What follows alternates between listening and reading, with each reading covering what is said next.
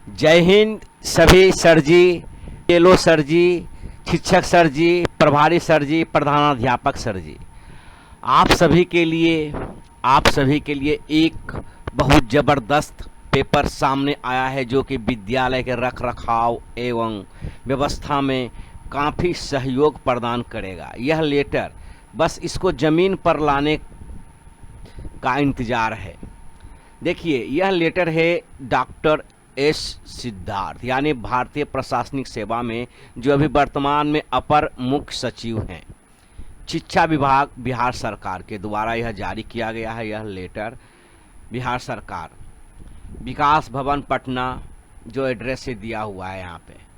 देखिए, कह रहा है क्या, इस लेटर में स्पष्ट क्लियर किया गया है कि विद्यालय का विकास बिल्कुल सही तरीके से हो रहा है या नहीं, यह रेकॉर्डिंग किया जाएगा। यानी आपके विद्यालय में हर व्यवस्था उपलब्ध है या नहीं, किस प्रकार है, क्या कमी है, जांच करके उपलब्ध करवाया जाएगा। तो वर्तमान में आपके विद्यालय में जो उपस्थित शिक्षक रहते हैं, विद्यालय प्रधान रहते हैं, विद्यालय प्रभारी रहते हैं, उन सभी का रैंकिंग होगा।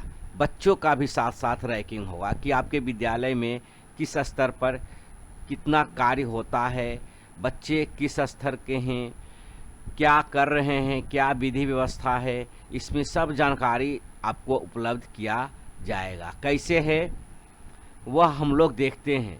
इस लेटर के माध्यम से आपको पूरा जानकारी हम बताने का प्रयास करेंगे। ऐसे तो आप जानते ही हैं, लेकिन हो सके तो हमसे भी कुछ जानकारी आप ले लीजिए। तो चलिए हम लोग आगे बढ़ते हैं। कहा क्या रहा है, देखिए, शिक्षा विभाग, सभी जिला शिक्षा पदाधिकारी बिहार, विषय बिहार। देखिए, बिहार राज्य के सभी सरकारी विद्यालय, यानी जितने भी बिहार राज्य में सरकारी विद्यालय हैं उनके लिए कह रहा है, विद्यालयों का वर्ष में 2 बार रैंकिंग का अर्थ ऐसे समझिए, कहने का अर्थ है कि आपके विद्यालय में समझिए एक तरह से जांच ही है, आपके विद्यालय का जांच है। यानी कहने का मतलब है कि आपका विद्यालय और दूसरों के विद्यालय के लेवल यानी स्तर के अनुसार किस प्रकार है आपका विद्यालय, ठीक है। यानी सभी कुछ, यानी वहाँ जितने भी व्यवस्था से लेकर के जो शिक्षक आते हैं पढ़ाने के लिए विद्यालय में, विद्यालय प्रधान, विद्यालय की व्यवस्था, सभी का जांच इसमें इस लेटर के माध्यम से होगा। यह होगा ज़मीनी स्तर पर, यह कागज़ पर नहीं होगा कि बस खाना पूर्ति कर दिया जाए बस हो गया। वैसा अब नहीं चलेगा, क्योंकि हर कार्य को ज़मीनी स्तर पर उतारा जा रहा है। क्योंकि 30% कार्य हो चुका है, 70% अभी करना बाकी है। तो आप समझिए कि आप लोग अब जो पहले किए वो गलतियों को छोड़ करके सुधार करने का प्रयास करें। यह 30% कार्य जो हुआ है सबका मेहनत ही है, और 70% जो कार्य बचा हुआ है आप लोगों का सहयोग से ही हो पाएगा। तो चलिए हम लोग आगे बढ़ते हैं। इस वीडियो के माध्यम से हम लोग समझते हैं कि लेटर में कह क्या रहा है। देखिए, महाशय, उपर्युक्त विषय के संबंध में, यानी आपका जो यह विषय है 2 बार रैंकिंग का, कहना है कि शिक्षा विभाग बिहार सरकार राज्य के सभी सरकारी विद्यालयों में, देखिए, सभी सरकारी विद्यालयों में शिक्षा की गुणवत्ता सुनिश्चित करने एवं विद्यार्थियों के समग्र विकास हेतु प्रतिबद्ध है। कह रहा है कि गुणवत्ता सुधार होना ही है, और विद्यार्थियों के समग्र विकास में हम मतलब कसम खाए हुए हैं, प्रतिबद्ध है, संकल्पित हैं कि उनका भविष्य को हम सुरक्षित ले जाएंगे। यह सरकार का कहना है, शिक्षा विभाग के अधिकारियों का कहना है कि हम मतलब पूरा विकास भी बच्चों के बीच में लाना चाहते हैं, और आप लोग हमारा सहयोग करें पूरा विधि व्यवस्था के साथ। तो चलिए आगे बढ़िए। इस संबंध में विद्यालयों में शिक्षकों की महत्वपूर्ण भूमिका बच्चों के समग्र विकास को सकारात्मक, देखिए, सकारात्मक दिशा प्रदान करती है। अगर शिक्षक सही दिशा बच्चों को देंगे, सही से सभी कुछ का जानकारी प्राप्त करवाएंगे, तो विद्यालय में बच्चों का विकास बहुत ही सुंदर और देखिए, विद्यार्थियों के शैक्षणिक उपलब्धि के साथ साथ उनके सामाजिक एवं भावनात्मक व्यवहार का परिमार्जन आवश्यक है। बिल्कुल अच्छा है। राज्य के सरकारी विद्यालयों में, ठीक है, गुणवत्तापूर्ण शिक्षा को सुनिश्चित करने के लिए विद्यालय एवं शिक्षकों की महत्वपूर्ण भूमिका को देखते हुए शिक्षा विभाग द्वारा सभी विद्यालयों का एक वर्ष में 2 बार क्रमशः नवंबर एवं मार्च में रैंकिंग कराने का निर्णय लिया गया है। शिक्षा विभाग के अधिकारी अपर मुख्य सचिव एस सिद्धार्थ, यानी जितने भी अधिकारी हैं सभी के, किसके लिए? बच्चों के भविष्य, शिक्षक के भविष्य, विद्यालय का भविष्य को देखने के लिए, सुरक्षित करने के लिए, गुणवत्तापूर्ण सुधार करने के लिए। तो चलिए हम लोग आगे बढ़ते हैं। यह बहुत ज़रूरी है, होना ही चाहिए। नहीं होगा तो विद्यालय में सुधार कैसे होगा? आप खुद समझदार हैं, समझिए सर। चलिए आगे बढ़िए। इस संबंध में देखिए, इस संबंध में अधोहस्ताक्षरी के पत्रांक है न, दिनांक है द्वारा शिक्षक मार्गदर्शिका निर्गत किया गया है, यानी पहले कर दिया गया है शिक्षक मार्गदर्शिका, जिसमें शिक्षा की गुणवत्ता कैसे उत्कृष्ट हो, शिक्षा का गुणवत्ता यानी बच्चों का भविष्य कैसे उज्जवल हो, अच्छा हो, इसके लिए विस्तृत दिशा निर्देश है। उसी क्रम में विद्यालयों के रैंकिंग के लिए प्राथमिक, मध्य तथा माध्यमिक, उच्च माध्यमिक विद्यालयों के लिए, देखिए यहाँ प्राथमिक मतलब जो लोअर क्लास हो गया वो हो गया, मध्य मतलब जो मिडिल क्लास हो गया, माध्यमिक मतलब हाई स्कूल हो गया यानी 10 क्लास तक, उच्च माध्यमिक हो गया कॉलेज विद्यालय, है न, को अलग अलग रैंकिंग के लिए प्रपत्र तैयार किए गए हैं। ठीक है, जिसमें विद्यालयों में संचालित विभिन्न गतिविधियों यथा शिक्षण, अधिगम, संसाधन उपयोग, साफ सफाई, स्वच्छता, शिकायत निवारण, सह शैक्षणिक गतिविधियां इत्यादि के लिए भारांक तय किए गए हैं। यानी सबका एक नंबर दिया गया है रैंकिंग के लिए कि किस कार्य में कितना मतलब रैंकिंग दिया जाएगा, नंबर दिया जाएगा, जिसका कुल योग 100 है। उक्त रैंकिंग की प्रविष्टि देखिए, उक्त रैंकिंग की प्रविष्टि सभी शिक्षकों के वार्षिक मूल्यांकन प्रतिवेदन में बाध्यकारी रूप से की जाएगी।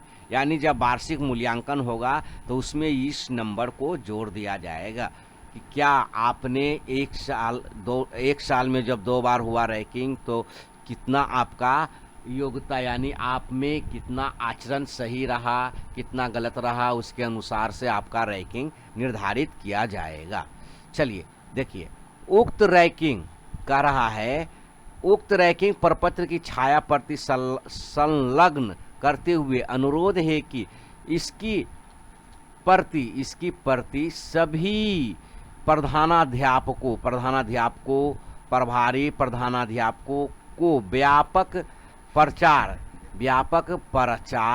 हेतु विस्तारित करना सुनिश्चित करेंगे तथा इस विषय के महत्व एवं संवेदनशीलता के मद्देनज़र इसकी प्रति सभी शिक्षकों, प्रधानाध्यापकों, प्रभारी प्रधानाध्यापकों को उपलब्ध करवाना सुनिश्चित करेंगे। यह प्रति सभी को विद्यालय में जो भी शिक्षा विभाग में जुड़े हुए हैं सभी को एक प्रति उपलब्ध करवा दिया जाएगा प्रचार प्रसार के लिए कि इस प्रकार से अब आने वाला समय में होने जा रहा है। आशा है कि आप शिक्षा विभाग बिहार के गुणवत्तापूर्ण शिक्षा के संकल्प के अनुपालन हेतु सभी यथोचित कार्रवाई करेंगे, यानी सभी लोग इसमें भरपूर सहयोग करेंगे और आगे साथ देंगे बच्चों के भविष्य के लिए, अपने भविष्य के लिए, विद्यालय के भविष्य के लिए सुरक्षित करेंगे।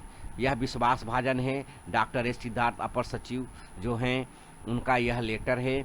अब आगे देखिए, हम लोग आगे बढ़ते हैं। यह जो क्लियर हो गया, यह लेटर जो है बहुत ही अच्छा है, विद्यालय को अपना भविष्य हाँ, हम लोग अब देखिए क्या करा बिहार में सरकारी प्राथमिक मध्य विद्यालयों की रैंकिंग की रूपरेखा किस प्रकार किया जाएगा। यह रैंकिंग जो आप लोग स्पष्ट से समझिए। अवलोकन क्षेत्र क्या रहेगा, शिक्षण और अधिगम में 60 नंबर दिया जाएगा। वो भी किस क्राइटेरिया, इसका एक निर्धारित किया गया है, मानक निर्धारित किया गया है। क्या क्या रहेगा, अर्धवार्षिक परीक्षा, वार्षिक परीक्षा में औसत अंक 20 रहेगा, 20 दिया जाएगा। जो अर्धवार्षिक परीक्षा हो रहा है 6 माही जिसको कहते हैं, और वार्षिक परीक्षा में दोनों को मिलाकर के 20 अंक दिया जाएगा। ठीक है। मासिक जांच जो होता है हर महीने बच्चा का परीक्षा में औसत अंक 10 दिया जाएगा। ठीक है। पिछले 3 माह में छात्रों की औसत उपस्थिति, यानी बच्चा का क्या उपस्थिति है उसके अनुसार से आपके विद्यालय में 10 नंबर दिया जाएगा। पिछले 3 माह में शिक्षकों की औसत उपस्थिति, यानी आपके विद्यालय में जो भी शिक्षक आए हैं उसका औसत उपस्थिति अगर अच्छा रहा तो 10 नंबर दिया जाएगा। छात्रों के क्लास वर्क, होमवर्क, वर्कशीट की नियमित जांच, यानी जो शिक्षक बराबर जांच कर रहे हैं, बच्चों को क्लास में होमवर्क दे रहे हैं, वर्कशीट को नियमित रूप से जांच कर रहे हैं, उनको 5 नंबर दिया जाएगा उस विद्यालय को।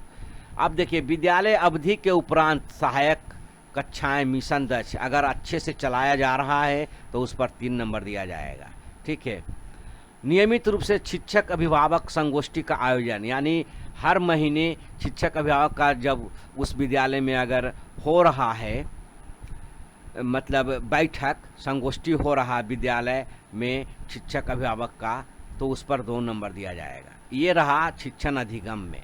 अब आइए साफ सफाई। देखिए साफ सफाई और स्वच्छता में 15 नंबर निर्धारित किया गया है। देखिए इसमें क्या है, अच्छी तरह से तैयार, जैसे कटे नाखून, सवरे वाल एवं साफ स्वच्छ पोशाक युक्त छात्र, यानी हर तरह से हर कंडीशन में कि वह विद्यार्थी है विद्यालय का, यानी हर तरह से साफ सुथरा, विद्यालय के साफ सफाई ये भी आ जाएगा। ठीक है। ये इसमें 5 नंबर दिया जाएगा। कक्षा की साफ सफाई, ठीक है, इसमें 2.5 नंबर दिया जाएगा। रसोई घर की साफ सफाई, इसमें 2.5 नंबर दिया जाएगा। कक्षा की साफ सफाई का मतलब क्या, पूरा ग्राउंड, पूरा क्लासरूम साफ सफाई होना चाहिए। रसोई घर की साफ सफाई, यानी जहाँ खाना बनता है बच्चों के लिए वहाँ साफ सफाई, और बर्तन भी साफ सफाई में होना चाहिए। जो बनाने वाले खाना जो बनाते हैं रसोइया, उनका भी साफ सफाई में रहना बहुत ज़रूरी है, उस पर 2.5 नंबर दिया जाएगा। विद्यालय परिसर की साफ सफाई, पूरा विद्यालय परिसर जहाँ तक इसका ग्राउंड है सभी जगह साफ सफाई होना, 2.5 नंबर दिया जाएगा। शौचालय की साफ सफाई, जब विद्यालय में शौचालय है, टॉयलेट है, बाथरूम है, जो भी सभी में साफ सफाई रहना अति उत्तम है, तो उस पर 2.5 नंबर दिया जाएगा। ठीक है। इसी प्रकार से आगे संसाधन उपयोग 12 नंबर इसमें है। संसाधन उपयोग, आपके विद्यालय में क्या क्या संसाधन है, इसका उपयोग में सभी नामांकित छात्र छात्राओं के लिए बेंच डेस्क की उपलब्धता अगर है तो इस पर 2 नंबर दिया जाएगा, नहीं है तो नंबर काट लिया जाएगा। ये आपके विद्यालय का बदनामी होगा कि इनके पास बेंच डेस्क नहीं है। ठीक है।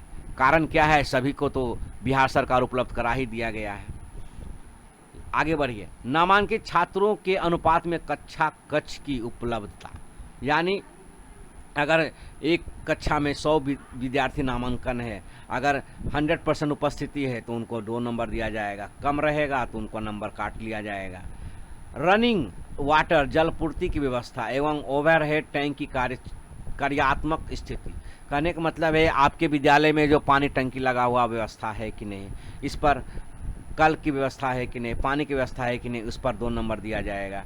ICT लैब, प्रयोगशाला का उपयोग, कहने का मतलब है कंप्यूटर लगा हुआ, उसका उपयोग सही ढंग से हो रहा है या नहीं, उस पर 2 नंबर दिया जाएगा। इसी प्रकार से आगे STEM विज्ञान लैब, प्रयोगशाला का उपयोग, यानी जो आपको सरकार द्वारा उपलब्ध किया गया है विज्ञान लैब, उसका प्रयोग हो रहा है या नहीं, उस पर 2 नंबर दिया जाएगा। पुस्तकालय का उपयोग, यानी आपके जो विद्यालय में पुस्तकालय बनाया गया है उसका सही उपयोग हो रहा है या नहीं, उस पर 2 नंबर दिया जाएगा। यानी हर स्तर से आपको ज़मीनी स्तर पर दिखाना ही होगा, सिर्फ कागजी कार्रवाई से काम चलने वाला अब नहीं है। अब आगे देखिए, शैक्षणिक गतिविधियाँ 10 नंबर है इस पर।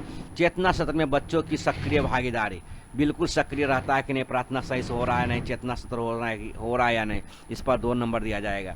योग व्यायाम एवं खेल नियमित रूप से नियमित रूप से आयोजित किए जाते हैं या नहीं, इस पर भी 2 नंबर आपको दिया जाएगा कि विद्यालय में व्यायाम होता है या नहीं, खेल होता है या नहीं, जो भी मतलब विद्यालय में व्यायाम टीचर हैं, खेल टीचर हैं, वो करवाते हैं या नहीं, इस पर 2 नंबर दिया जाएगा। अब आगे देखिए, संगीत, नृत्य, चित्रकला आदि गतिविधियां नियमित रूप से आयोजित की जाती है या नहीं, इस पर भी 2 नंबर दिया जाएगा। स्वास्थ्य जांच, आयरन की गोलियां, आंखों की जांच आदि होता है या नहीं, इस पर 2 नंबर दिया जाएगा। सांस्कृतिक कार्यक्रम और खेल दिवस के लिए वार्षिक दिवस मनाया जाता है या नहीं, इस पर भी 2 नंबर दिया जाएगा। ठीक है, यह रैंकिंग किया जा रहा है आपके विद्यालय का। अब देखिए, शिकायत निवारण, कमांड एवं कंट्रोल सेंटर में प्राप्त शिकायतों का समाधान।